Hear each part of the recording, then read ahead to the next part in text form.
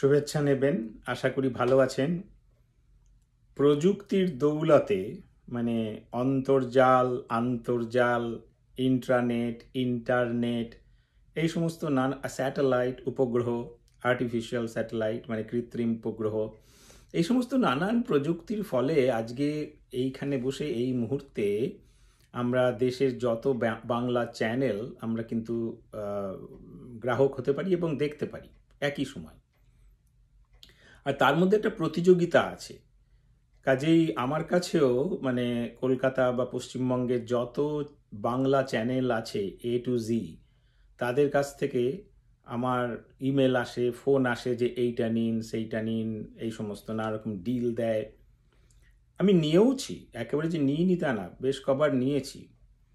কিন্তু ওই বাংলা সিরিয়াল আমার ঠিক দেখা হয়ে মানে পছন্দ হয় না বাংলা সিরিয়ালগুলো।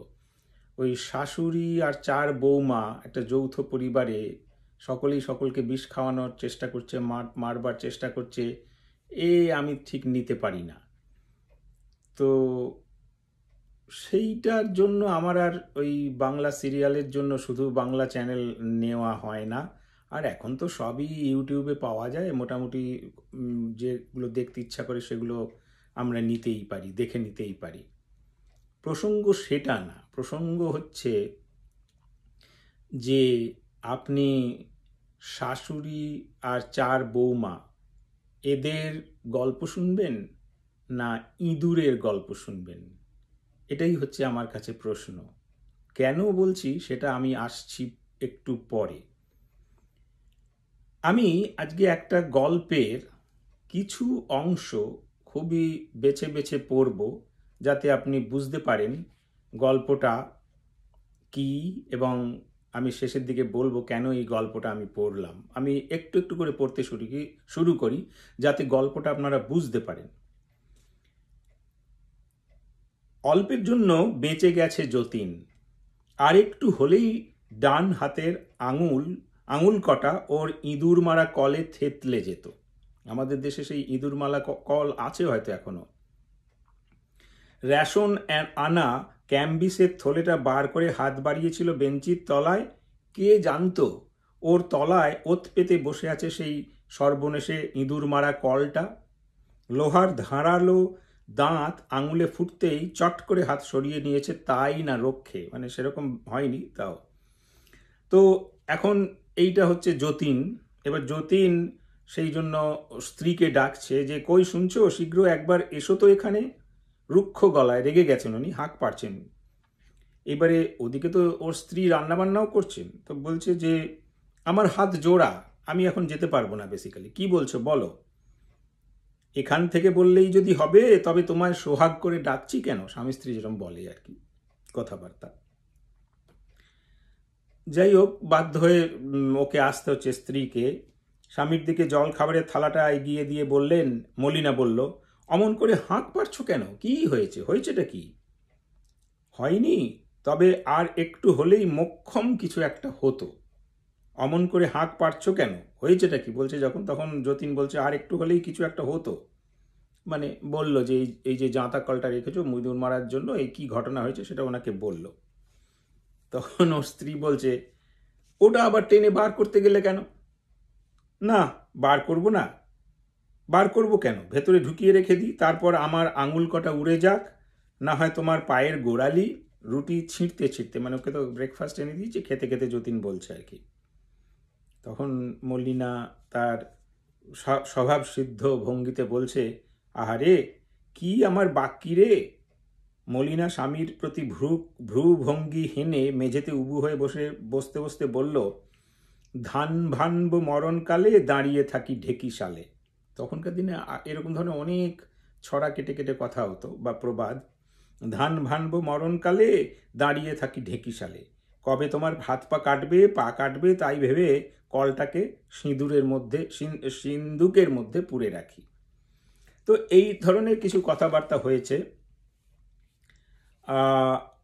এইবারে সেই ইঁদুর প্রসঙ্গেই, মানে ইঁদুরের কল তো ইঁদুর ধরার জন্যই রেখেছে। তখন যতীন বলছে যে ও মানে যতীন যতীন বলছে যে সে কথাটা গ্রাহ্যই হলো না বুঝি। না হলো না, মলিনা উঠে দাঁড়ায়। কথা দিয়ে ও যেন ধমক দেয় যতীনকে, অযথা তুমি সর্দারি করো না তো। এখন সেটাও তো যতীনের খুব একটা ভালো লাগছে না। আমার সংসার, আমি যা ভালো বুঝবো করব। তখন যতীন বলছে, কোথায় ইঁদুর তার ঠিক নেই, কল পেতে বসে আছে। যতীন বিড়বিড় করে, কোথায় ইঁদুর তুমি কি তার জানো? আমি বুঝি তাই কল পেতে বসে থাকি? এরকম ধরে ওদের মধ্যে কথাবার্তা চলছে। নানা রকম অন্যান্য অনেক প্রসঙ্গ আসছে, শ্বশুরবাড়ির প্রসঙ্গ আসছে, তার দরিদ্র সংসার, ভাড়া, এগুলো এই সমস্ত নানা কথাবার্তা যেরকম সাংসারিক কথাবার্তা হয় সেরকম হচ্ছে আর কি। এইবার যেরকম হয়, বিছানাটা ঝাড়লো, ঘর ঝাঁট দিল, জলের নেতা দিয়ে মুছতে গেল ঘরের মেঝে, সাংসারিক কাজকর্মের মধ্যে আর কি। অতটা মাঝখানে অনেক গল্প আছে, সেগুলো বলছি না। বসে বসে উবু হয়েই ঘর মুছছিল মলিনা। বেঞ্চির কাছে আসতেই ইঁদুর মারা কলটা আবার তার চোখে পড়ে। ঠিক আগের মতোই মুখ বেদান করে বসে আছে যন্ত্রটা। হাতের কাজ থামিয়ে মলিনা এক মনে তাই দেখে। ঠিক আছে, তারপরে আবার গল্প তার গল্পের ছলে চলছে, কত কিছু হচ্ছে। এখন এদের তো মানে যেটা হয়, ভাড়া বাড়ি, প্রচুর ইঁদুর ঢুকছে, সেই জন্যই ও রেখেছে আর কি। তখন একটু আগে তো যতীনের হাত কাটাবার অবস্থা হয়েছিল, এইবারে হচ্ছে কি শুনুন।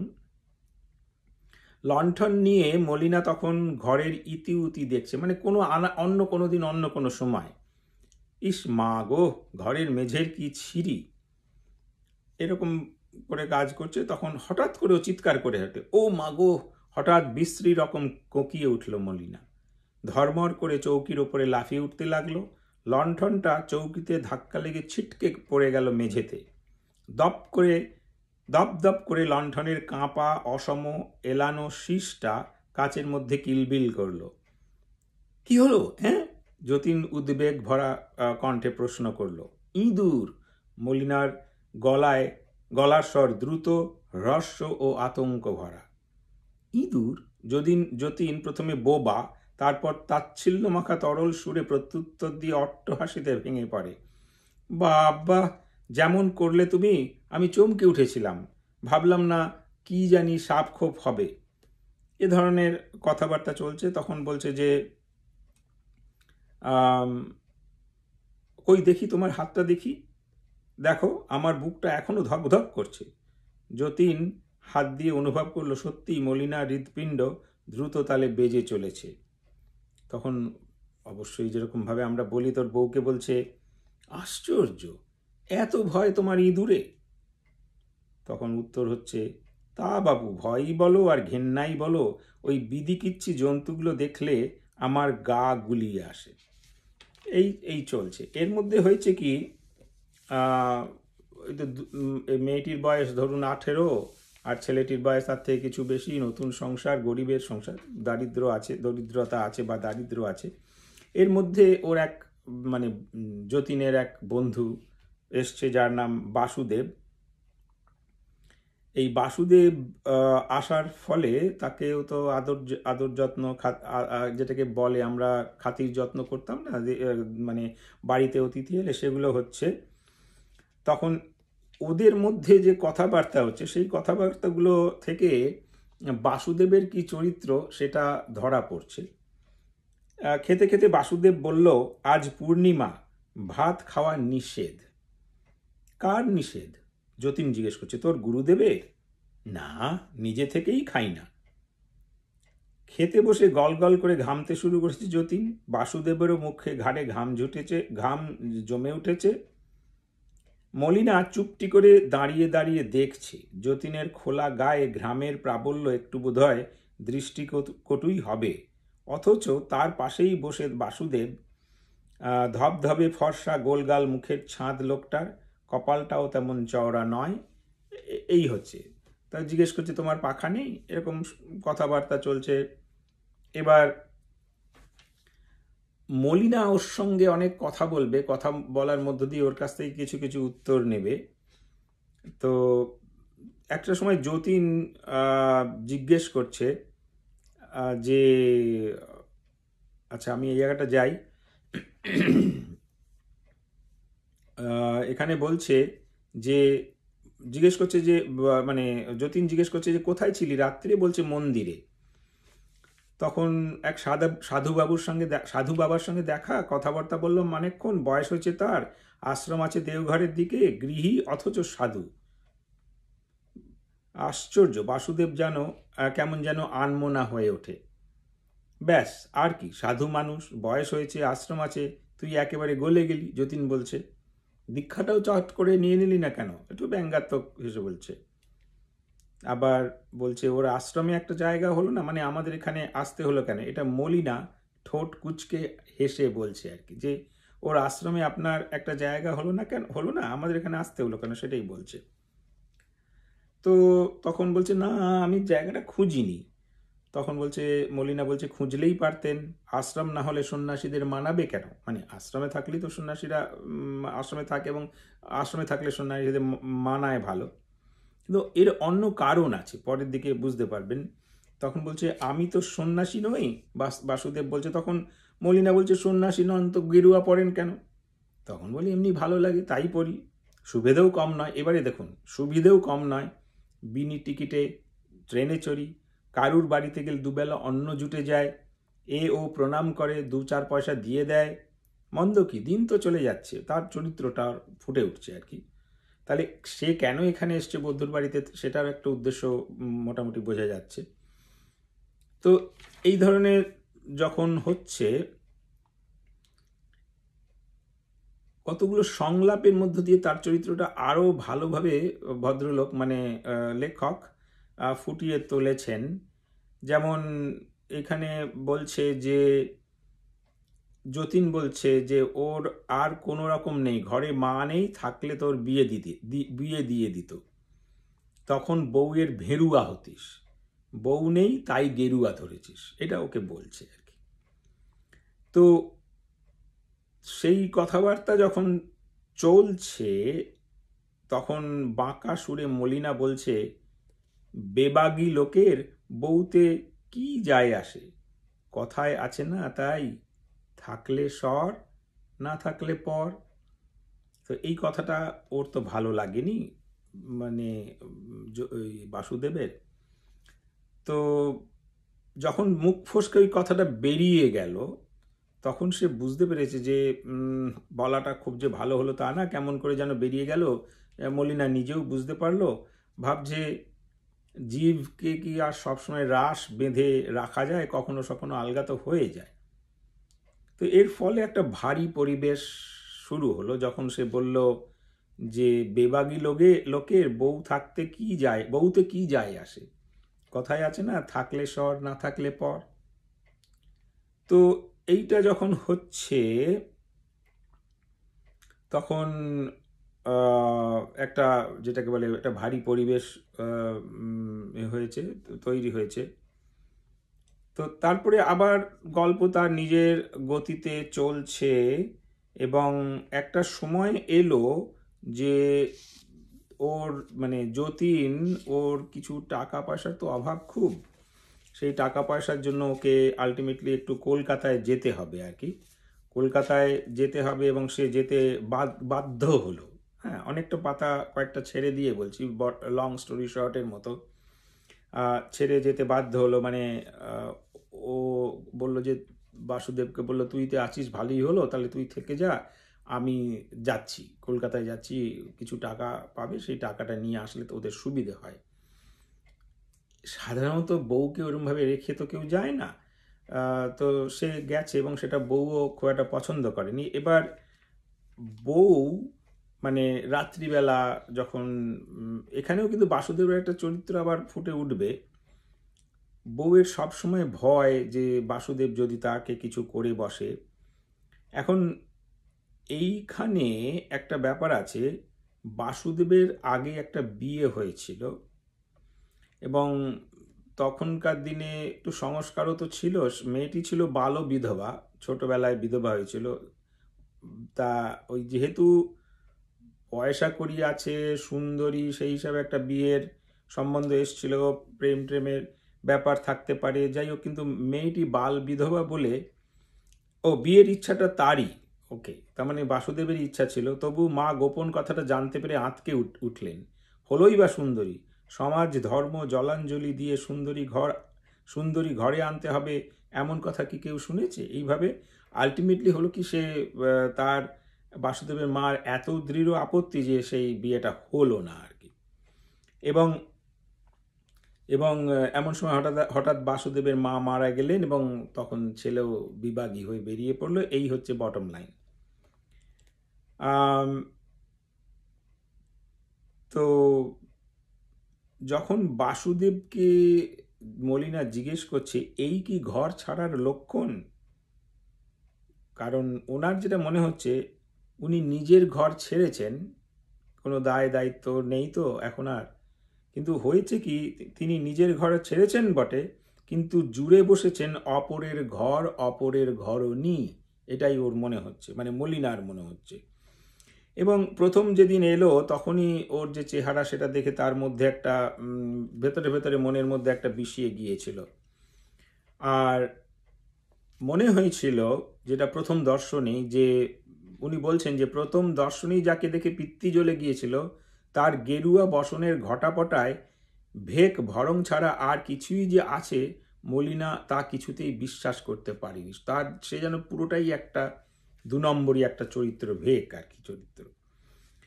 এখন এই সমস্ত ভাবছে যখন,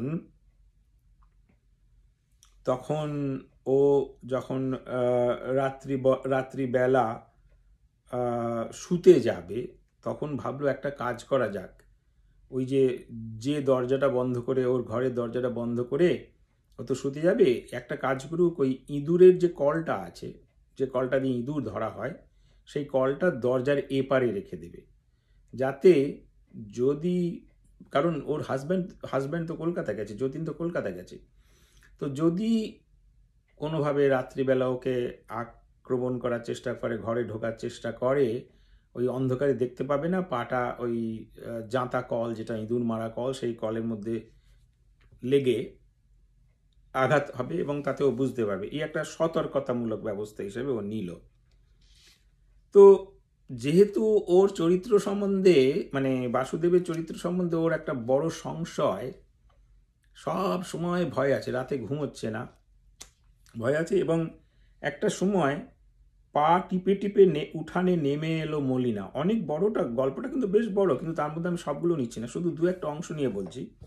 পা টিপে টিপে উঠোনে নেমে এলো মলিনা।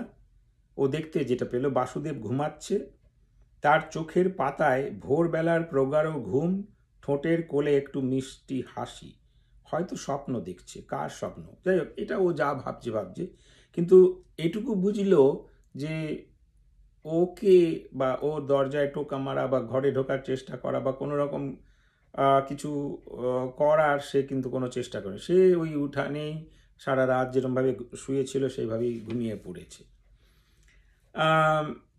এইদিকে এইভাবেই তো দিন যাচ্ছে। তো একদিন হলো কি, ওর মানে রাত্রিবেলা বুঝতে পারছে যে বাইরে প্রচণ্ড বৃষ্টি হচ্ছে, তো ও আর ভয় তো বেরোয়নি। এখন যখন সকালবেলা হয়েছে, তখন ও এসে দেখছে, মানে দরজা খুলে দেখছে, এক কোণে সিক্ত দেহ বাসুদেব গালে হাত রেখে চুপ করে বসে আছে। আগে তো ওই উঠোনে শুতো, তো সেখানে তো জলের মধ্যে ভিজে গেছে। তো এইটা দেখে তার কিন্তু একটা কি বলবো, অন্যরকম ধারণা হলো। বলছে যে যেন সপাং করে একটা চাবুক কষিয়ে দিল মলিনাকে। মলিনা কি ভেবেছিল? মলিনা ভেবেছিল ওকে একা পেয়ে কোনো কিছু অসৎ, কি বলবো, কোনো অসৎ কিছু করতে পারে, এ ধরনের একটা সঙ্গে, কিন্তু সে তো করেনি। সে ওই যে অত বৃষ্টি হয়েছে তার মধ্যেও সে ভিজে ওখানে কিন্তু কর্নারে চুপ করে বসে আছে, কিছু ডাকেও নি পর্যন্ত। এইবারে কিন্তু মলিনার মধ্যে মনে হচ্ছে ওকে নিজেকে ইঁদুরের মতো লাগছে। ইঁদুর তো ছোট হয়, নোংরা মন হয়, অন্ধকারে থাকে, নোংরা জায়গায় থাকে। তো এইবার বাসুদেবের দিকে তাকিয়ে তার মনে হলো, এখানে লেখাটা আমি এখান থেকে পড়ছি, বড্ড ছোট ঘরে ও বাস করে বড্ড ছোট মন নিয়ে, নোংরা মন, ইঁদুর আর কি, মানে তার মনটা কি সে বলছে।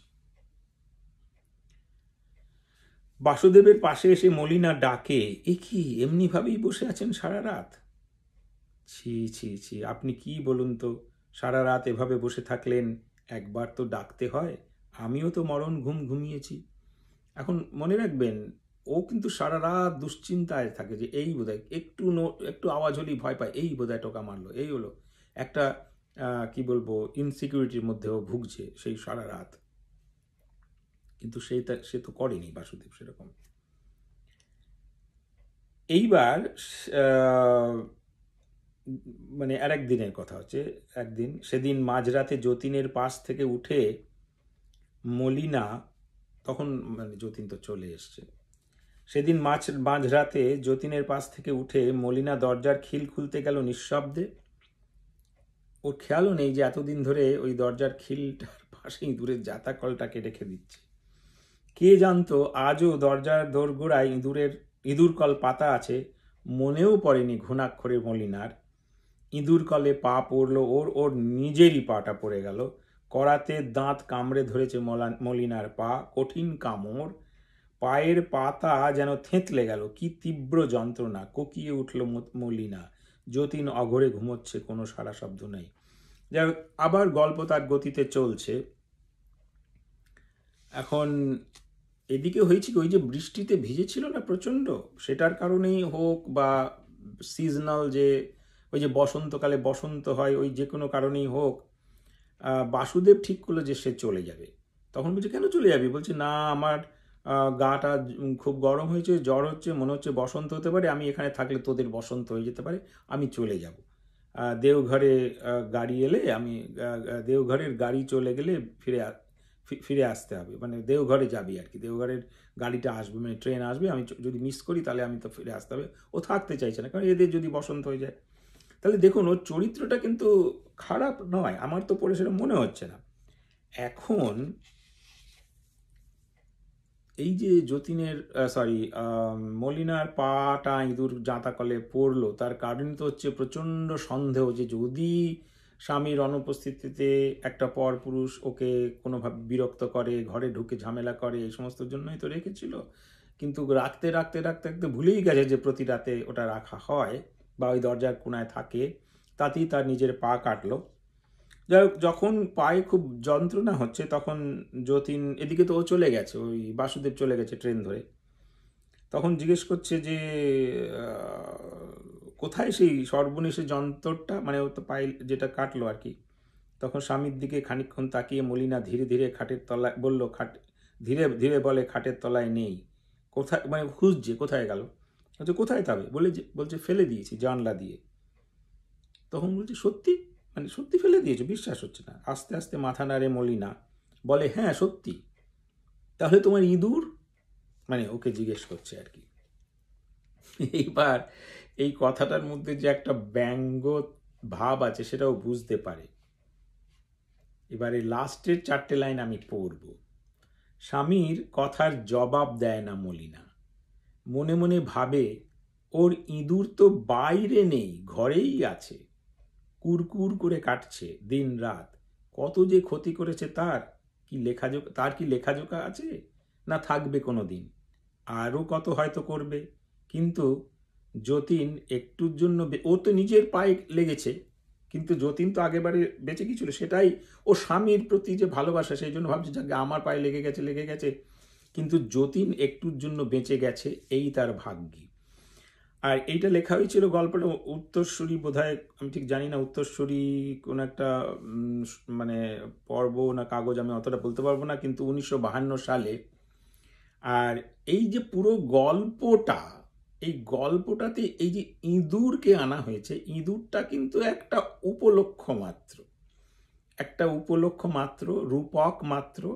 এই ইঁদুরকে উপলক্ষ করে স্বামী স্ত্রীর সম্পর্ক, স্ত্রীর সঙ্গে স্বামীর বন্ধু বা তার কাছে যে পরপুরুষ তার সম্পর্ক, তার সঙ্গে কি ধারণা হচ্ছে, স্বামী স্ত্রী নিজেদেরকে আবিষ্কার করতে পারছে, বাসুদেব ওর বন্ধু স্ত্রীকে চিনতে পারছে, স্ত্রী ওর বন্ধুকে চিনতে পারছে, আলটিমেটলি শেষমেশ স্ত্রী ওর স্বামীকে সত্যি সত্যি চিনতে পারলো এবং বুঝলো যে যত সমস্যা তার নিজের মধ্যে, তার মনটাই বড় ছোট হয়ে গেছে, ইঁদুরের মতো নোংরা, সবসময় কুটকুট করে, কিটকিট করে, এরকম আর কি। তো আমার প্রশ্ন হচ্ছে, এই শাশুড়ি আর 4 বৌমা এ ওকে বিষ খাওয়াচ্ছে, এই জয়েন্ট ফ্যামিলি, আজকে কোথায় জয়েন্ট ফ্যামিলি আছে? এই ধরনের সিরিয়াল আমরা বসে বসে ঘন্টার পর ঘন্টা দেখব, না এই ইঁদুর, এই যে ইঁদুর এইটাকে উপলক্ষ করে যে গল্পটা লেখা হয়েছে, সেই গল্পটার উপরে কোনো যদি একটা সুন্দর মানে ছোট গল্পর মতো একটা ছোট্ট একটা পর্বে 2টো পর্বের একটা সিরিয়াল করা যায় সুন্দর করে, সেটা মনে হয় আরও ভালো হতো। এই রকম গল্পটার নামও ইঁদুর, এবং আমি বলছি কার লেখা, আপনারা নিশ্চয়ই বুঝতে পেরে গেছেন। তো আমার বক্তব্য হচ্ছে, আমি যখন এখানে পুজোতে বাংলার নানা রকম সাহিত্যিক, নানা রকম ব্যান্ড, নানা রকম চিত্র, চলচ্চিত্রকার সকলে আসে, তাদের আমরা একবার জিজ্ঞেস করেছিলাম, আচ্ছা বাংলায় এত ভালো ভালো সাহিত্য আছে, আপনারা সেগুলো না নিয়ে এই শাশুড়ি আর 4 বৌমা এ ওকে বিষ খাইয়ে মারবার চেষ্টা করছে, এই বলছে লোকে খায় এগুলো। তো লোকে খায়, অথচ বাংলায় এত ভালো ভালো সাহিত্য আছে, সেইগুলো লোকে খাবে না, এটা আমার বিশ্বাস হয় না। যাই হোক, আমার মনে হয় এই ধরনের গল্পগুলোকেও সুন্দরভাবে চিত্রায়িত করা যায় এবং লোকে সেটাও ভালোভাবেই খাবে। আমরা তো খাওয়া কথাটা বলি, ভালোভাবে খাবে। তবে হ্যাঁ, তার জন্য একজন ভালো পরিচালক দরকার এবং তার জন্য একটা গল্পটাকে সুন্দর করে, দেখুন গল্প লেখা আর গল্পটাকে চিত্রনাট্য করা তো এক জিনিস নয়। তো সেই জিনিসটা করবার জন্য একজন উপযুক্ত লোক থাকতে হবে, সেটা থাকলে হবে। যাই হোক, আজকে এই যে গল্পটা পড়লাম, এটা হচ্ছে, দেখতে পাচ্ছেন নিশ্চয়ই, বিমল করের বাছাই গল্প, এই একটা বই আমার কাছে আছে, সেইখান থেকে পড়লাম। কারণ হচ্ছে, এই সেপ্টেম্বর মাসে অনেক ভালো ভালো বিখ্যাত কথা সাহিত্যিকদের জন্ম, তো একই দিনে তো সব কোলকে স্মরণ করা যায় না, যেরকম যেরকম পারি করি। এই যে 19শে সেপ্টেম্বর পেরিয়ে গেল, 19শে সেপ্টেম্বর ছিল বিমল করের জন্মদিন। 1921 সালে তিনি জন্মেছিলেন। তো ভাবলাম যে বিমল করের একটা ছোট গল্প ইঁদুর, এইটা নিয়েই আজকে কিছু কথা বলি। কারণ আমার মনে হয়েছে শুধু বিমল করের এই বাছাই গল্প, কি বাছাই গল্প, বিমল করের বাছাই গল্প, প্রত্যেকটা গল্প নিয়ে ভালো সিরিয়াল করা যায়, এক একটা দিন এক একটা, আমার মনে হয়েছে। যাই হোক, আশা করি আপনাদের আমার বক্তব্য ভালো লেগেছে। আর যেরকম বলে থাকি, অনুগ্রহ করে আমাদের চ্যানেলটা সাবস্ক্রাইব করুন। আর যারা রুচিশীল, মননশীল আলোচনা করতে ভালোবাসে, তাদেরও আমাদের চ্যানেলটা মানে গ্রাহক হতে বা সাবস্ক্রাইব করতে বলুন, মন্তব্য করুন, আর একটু লাইক দিন। এগুলো দিলে আমাদেরও একটু সুবিধা হয়, আমরা উৎসাহিত হই। যাই হোক, পরবর্তীকালে আবার কোনো দিন কোনো এক সময় আপনাদের সঙ্গে দেখা হবে। ততদিন পর্যন্ত আপনাদের শুভেচ্ছা জানালাম। অনেক ধন্যবাদ, শুভেচ্ছা নেবেন। আজকের মতো আমার এখানেই শেষ। ভালো থাকবেন, সুস্থ থাকবেন।